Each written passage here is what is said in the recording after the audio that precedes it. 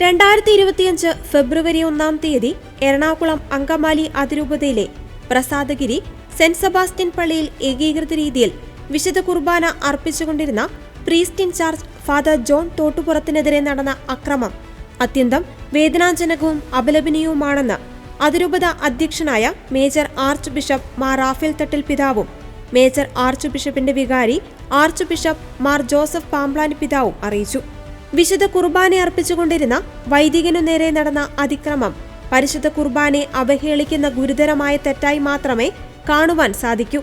സാമാന്യ മര്യാദയുടെയും അടിസ്ഥാന ക്രൈസ്തവ ജീവിതശൈലിയുടെയും എല്ലാ അതിർവരമ്പുകളും ലംഘിച്ചുകൊണ്ട് മദ്ബഹയുടെ പരിശുദ്ധി കളങ്കപ്പെടുത്തിയത് വിശ്വാസ സമൂഹത്തെ മാത്രമല്ല പൊതുസമൂഹത്തിലും അമ്പരപ്പ് ഉളവാക്കുകയുണ്ടായി.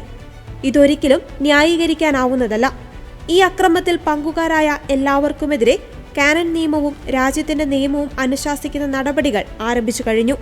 ഏകീകൃത രീതിയിലുള്ള വിശുദ്ധ കുർബാനയർപ്പണ രീതി അതിരൂപതയിൽ നടപ്പിലാക്കുന്നതുമായി ബന്ധപ്പെട്ട തർക്കങ്ങൾ വിശ്വാസ ജീവിതത്തെയും സഭാ സംവിധാനങ്ങളെയും അച്ചടക്കത്തെയും ദുർബലപ്പെടുത്തുവാൻ മാത്രമേ ഉപകരിക്കുകയുള്ളൂ എന്ന് ബന്ധപ്പെട്ടവർ മനസ്സിലാക്കണം. അഭിപ്രായ വ്യത്യാസങ്ങൾ പ്രകടിപ്പിക്കുവാനും പ്രതികരിക്കുവാനുമുള്ള സാമാന്യ മര്യാദയുടെ പരിധികൾ പലപ്പോഴും ലംഘിക്കപ്പെടുന്നത് വേദനാജനകമാണ്.